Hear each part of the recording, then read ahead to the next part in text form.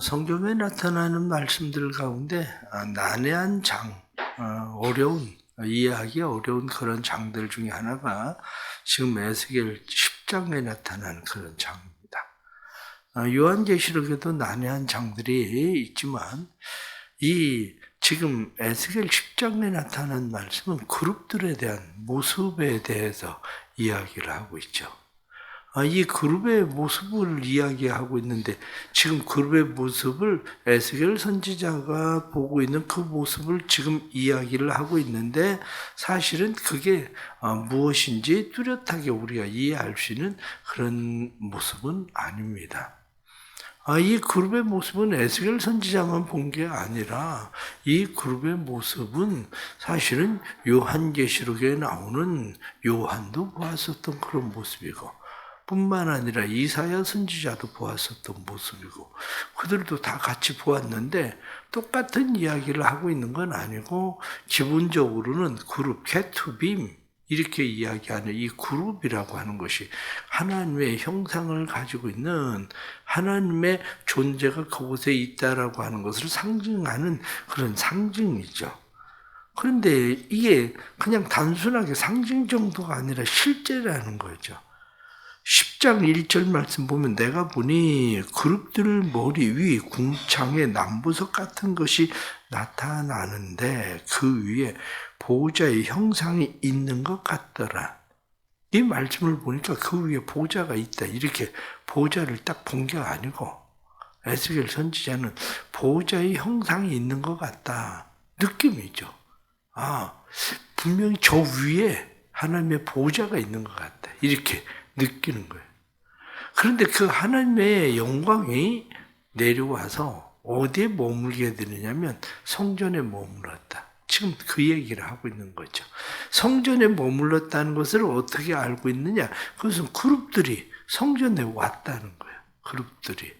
그러니까 이 그룹, 이렇게 케투빔 이렇게 이야기하는데 이 케투빔이라고 하는 그룹은 하나님이 임재를 상징하고 있는, 그래서 하나님의 임재를 상징할 때 크게 두 가지로 이야기하고 있는데 하나는 구름, 영광 이렇게 하나님의 구름, 하나님의 영광, 그게 하나님의 임재를 상징하는 것인데 그곳에 무엇이 있느냐? 그곳에 그룹들이 있다.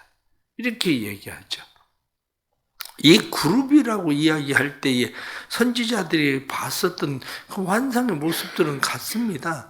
하나는 사람의 얼굴이고 또 하나는 사자의 얼굴이고 또 하나는 소의 얼굴이고 또 하나는 독수리의 얼굴이고 이렇게 사방의 얼굴을 네 사방면의 얼굴을 가지고 있는데 이 지금 사람, 소, 사자, 독수리 이 얼굴들이 상징하는 것은 기본적으로는 다 같은 상징성들입니다. 왜냐하면 사람 이렇게 이야기할 때 사람은 지혜를 상징하고 사자, 용맹을 상징합니다. 그래서 사자 그렇게 이야기하면 권세, 용맹성 이러한 것들을 상징하고 소 이렇게 이야기하면 소는 힘. 그래서 소에 대해서는 힘, 봉사. 그리고 독수리 이렇게 이야기하면 독수리는 신속성, 그리고 어디든지 독수리는 날아갈 수 있는 초월성 이런 것들을 상징하고 있는 그런 모습입니다. 그러니까 얼굴의 모습은 내 얼굴의 모습은 이해를 하는 거죠. 그런데 그들이 날개를 가지고 있다. 날개는 사실 4개의 날개를 가지고 있는데 이 4개의 날개 그것을 이사야 선지자는 6개의 날개라고 표현했는데 에스겔 선지자는 6개가 아니라 4개의 날개고 4개는 2개는 손과 같다. 이렇게 표현한 거거든요. 그러니까 이 날개를 가지고 있는데 이 날개에 대해서 성경은 뭐라고 이야기하느냐? 이 날개 소리가 여기 5절에 나타난 말씀을 보면 그룹들의 날개 소리는 바깥들까지 들리는데 전능하신 하나님의 말씀하시는 음성 같더라.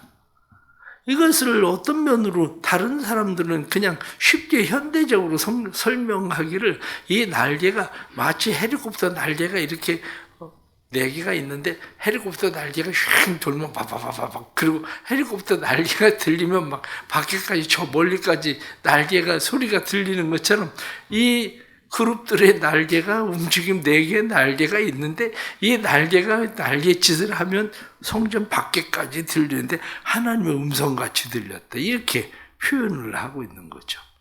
표현을. 또 날개만 가지고 있는 것이 아니라 그들이 바퀴를 가지고 있다고 표현합니다. 그런데 바퀴는 각각 바퀴를 가지고 있는데 이게 지금 바퀴를 우리가 생각을 하면 바퀴 안에 바퀴. 그래서 10절 말씀을 보면 그 모양은 넷이 꼭 같은데 마치 바퀴 안에 바퀴가 있는 것 같으며 바퀴가 있어요. 그런데 그 안에 바퀴가 또 있는 것 같아요. 바퀴가 있고 바퀴가 또 있는 것 같아. 근데 중요한 것은 얘들이 바퀴가 돌지 않고 얼굴이 내면으로 얼굴이 있는데 그냥 가고 싶은 쪽으로 그냥 사방으로 간다. 이렇게 지금 표현하고 있는 거거든요.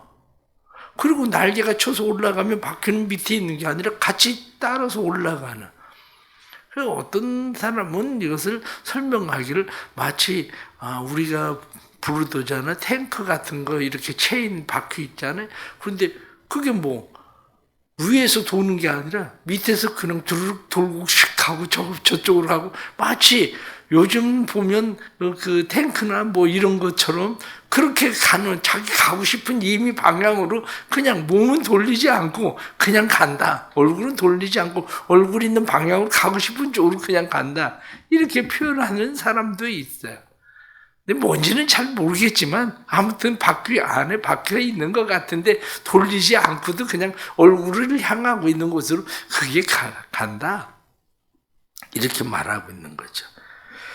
이 전체가 지금 무엇을 이야기하고 있느냐면 이 전체 케투빔, 그룹 이렇게 이야기할 때 지금 이 에스겔 10장에 나타나는 이야기는 우리가 어제 성경 9장에 나타난 말씀을 볼 때에 하나님의 성소에 임재하시고 이렇게 이야기를 한 것처럼 하나님이 예루살렘에 임재하신 그 하나님. 그런데 지금 이제 이 다음으로 넘어가면 예루살렘에 임재하신 그 하나님이 예루살렘을 떠나신다는 걸 얘기하려고 하는 거거든요.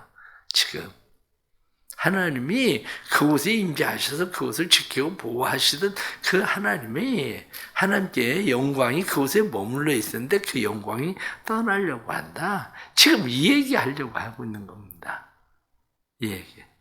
그런데 그 중에 또 하나 이제 등장하는 인물이 있는데 그 등장하는 인물은 가는 베옷 입은 사람. 어제도 나온 말씀이에요. 어제도 가는 베옷 입은 사람에게 이야기하기를 가서 슬피 울면서 통곡하는 사람, 예루살렘의 모습을 보고 슬퍼하는 그 사람들 이마에 인쳐라. 그 사람들은 해치지 마라. 이렇게 이야기하는. 그런데 이번에는 그 가는 베옷을 입은 사람에게 이야기하기를 그룹들에게 가서 불을 받아라. 그리고 불을 받아서 예루살렘에 그를 뿌려라. 흩어라. 이렇게 얘기하죠. 불이라고 이야기하는 것이 성경에 나타나는 말씀은 각각 달라요. 왜냐하면 불이라고 하는 것이 이사야 선지자는 어떻습니까? 화로다 나의 망하게 되었도다. 그랬더니 죄단 숯불을 가져다가 그 입을 지져서 그를 거룩하게 만드는 것도 불이기도 해요. 그런데 여기 에스겔서에 나타나는 불은 거룩하게 이스라엘을 다시 거룩하게 만드는 불이 아니라 진노죠. 하나님의 진노. 앞에서 쭉 이야기하고 있었던 것처럼 하나님의 진노의 불을 이스라엘에 흩어라. 그들을 불태워라. 그들을 소멸시켜라. 이렇게 이야기하는 하나님의 심판의 불인 거죠. 이것은 심판의 불. 그래서 에스겔서에 나타나는 불도 심판의 불. 여기에 나타나고 있는 불도 이 하나님의 심판의 불을 그룹들에게 가서 받아라. 그랬더니 그룹들의 손 같은 것이 있는데 그 손 같은 것이 불을 주어가지고 그 불을 받아가지고 온다. 이렇게 이야기하죠. 그래서 말씀을 보니까 8절 말씀에 하나님이 가는 베옷 입은 자에게 명령하기를 바퀴 사이 곧 그룹들 사이에서 불을 가져가라 하셨으므로 그가 들어가 바퀴 옆에 섬에 바퀴 옆에 섰더니 그룹들 사이에 있는 불을 집어 가는 베옷 입은 자의 손에 주매 그가 받아가지고 나가는데 진내 불을 받아가지고 그가 나갔다. 이렇게 성경이 표현하고 있는 거죠. 중요한 것은 아무튼 이 에스겔 10장에 나타나는 이 그룹들의 모습이 정확하게 어떤 모습이냐? 그건 잘 몰라요. 그거는. 왜냐? 성경에 나타나는 이 말씀이 우리가 직접 본 것이 아니고 그때 당시에 우리가 이제 어떤 일들을 볼 때에 그런 거거든요. 어떤 일을 볼 때에 사람들은 자기가 무엇을 봅니다. 근데 그 본 것이 실제냐 이렇게 이야기할 때 그 본 것이 상상을 넘어가면 그 다음부터는 실제가 아니라는 거예요. 자기가 보긴 봤는데 도대체 저게 뭔지를 알 수가 없으니까 자기 임의로 자기는 그것을 본 것으로 생각을 하게 된다는 거죠. 그러니까 자기가 상상 속에서 생각 속에서만 그것을 보기 때문에 보기는 봤는데 그 뭔지를 전혀 본 적도 없고 생각한 것도 넘어가고 그렇기 때문에 사실은 잘 모른다는 거야. 그거를. 그래서 그것을 우리가 어떻게 이야기를 하냐면 콜럼버스가 아메리카에 처음에 갔을 때에 큰 배를 타고 그 아메리카에 처음에 도착을 하잖아요. 그 도착을 하는데 중요한 것은 인디언들이 거기 서서 배를 보고 있다는 거예요. 근데 그들은 그렇게 큰 게 뭐가 바다에 그렇게 떠 있을 거라는 생각을 못 한다는 거예요. 이 사람들은. 그게 자기들이 타고 다니는 배는 뭐 나무를 만든 조그마한 게 뭐 바다에 이렇게 자기들이 있는데 아니 저 어마어마한 뭐 큰 게 저 바다에 떠가지고 도대체 저건 뭘까? 그냥 그게 배라고 하는 생각 자체를 못 한다는 거죠. 그게 그래서 그들이 상륙을 할 때까지 그들은 그게 뭔지조차도 이해를 못 하고 그냥 사람들은 당하게 되는 거예요. 우리가 마찬가지입니다. 오늘 성경 본문에 나타난 말씀을 보면서 굳이 우리가 이것을 어떻게 설명할까, 어떻게 이해할까라고 생각하는 것보다도 더 중요한 것이 있는데 그 중에 몇 가지가 가장 첫 번째는 가는 베옷 입은 사람이에요. 이 가는 베옷을 입은 사람이 하는 일이 뭐냐 이렇게 이야기할 때 9장에서 가는 베옷을 입은 사람은 슬퍼하는 사람. 한마디로 예루살렘에 대해서 슬퍼하고 우는 사람들에 대해서는 그들에 대해서는 인쳐라. 그 사람들을 인쳐서 그들을 해치지 마라. 이렇게 이야기하지만 오늘 본문에 나타난 말씀에서는 불을 받아가지고 와서 그것을 흩는 사람, 불을 흩어라. 2절 하반절의 말씀을 보면 그렇게 되어 있습니다. 너는 구름 밑에 있는 바퀴 사이로 들어가 그 속에서 숯불을 두 손에 가득히 움켜가지고 성읍 위에 흩으라 하심에 이렇게 흩어라. 인치는 자이기도 하고 흩는 자이기도 하고 불을, 심판을. 성령이 뭡니까? 성령에 대해서 우리가 이해하는 게 성령은 우리 안에 구원의 확신을 주시는 분이 성령이에요. 그러니까 성령이 우리 안에 오시면 성령은 내가 하나님의 인침받은 사람, 구원의 확신을 주는 것도 성령이거든요. 그런데 성령이 우리 안에 오시면 성령이 우리 가운데 하시는 일 중에 하나가 뭐냐면 하나님의 심판에 대한 두려움. 그래서 성령 그분이 오시면 너희에게 죄에 대해서 의에 대해서 심판에 대해서 너희에게 알게 하리라 이렇게 말씀한 것처럼 성령께서 우리 안에 오시면 죄에 대해서 의에 대해서 심판에 대해서 우리로 하여금 알게 하는 거죠. 그러기에 우리는 가는 베옷 입은 사람이 하는 그러한 일들처럼 우리 안에 늘 마음 가운데 사모해야 되는 것들 중에 하나가 뭐냐? 그것은 성령의 임재입니다. 성령의 임재가 있을 때에 구원의 확신도 가지고 신앙생활을 하고, 성령의 임재가 있을 때에 우리가 의롭게 되었다는 사실도 깨닫게 되고, 성령의 임재가 있을 때에 죄에 대해서도 슬퍼하고 하나님 앞에 죄에 대해서도 돌이키고 우리를 하나님 앞에 바르게 세울 수 있는 것이 뭐냐? 그게 바로 성령의 역사. 그것이 우리 안에 있어야 되는 거죠. 성령의 역사가. 또 하나는 하나님의 영광이 이 성전에 가득했습니다. 그래서 오늘 성경 본문의 3절 말씀을 보면 그 사람이 들어갈 때의 그룹들은 성전 오른쪽에 있고 구름은 안뜰에 가득하며, 여기 안뜰에 구름이 가득하다. 4절 말씀 보면 여호와의 영광이 그룹들에서 올라와서 성전 문지방에 이르니 구름이 성전에 가득하며 여호와의 영화로운 광채가 뜰에 가득하고, 말씀을 보니까 여호와의 영광이, 여호와의 구름이 뜰에 가득했다, 그렇게 말씀합니다. 뒤로 넘어가서 18절 말씀 보면 여호와의 영광이 성전 문지방을 떠나서 그들 위에 머무르니, 여호와의 영광이 떠났다, 문지방에서 떠났다. 19절 하반절의 말씀을 보면 그들이 여호와의 전으로 들어가는 동문에 머물며 이스라엘 하나님의 영광이 그 위에 덮였더라. 하나님의 영광이 동문으로, 하나님의 영광이 덮였다, 그쪽으로 나아가신다, 이렇게 얘기하는 거죠. 우리가 이 말씀을 보면서 또 다시 우리가 마음 가운데 생각해야 되는 것은 하나님의 영광이 내 안에 머물기도 하고 하나님의 영광이 내게서 떠나기도 한다는 사실을 잘 이해해야 돼요. 성령을 받으면 성령께서 우리 안에서 영원히 너희 속에 거하심이라, 이렇게 말씀한 것처럼 영원히 우리 가운데 거하기도 해요. 근데 성경은 또 다른 한 면으로 우리에게 이야기할 때에 하나님의 영광이 떠난다, 그런 말씀, 하나님의 영광이 가득하기도 하지만 하나님의 영광이 떠난다, 이런 말씀들을 잘 사용하거든요. 그러면 지금 내 삶이 하나님의 영광이 머무는 삶인가?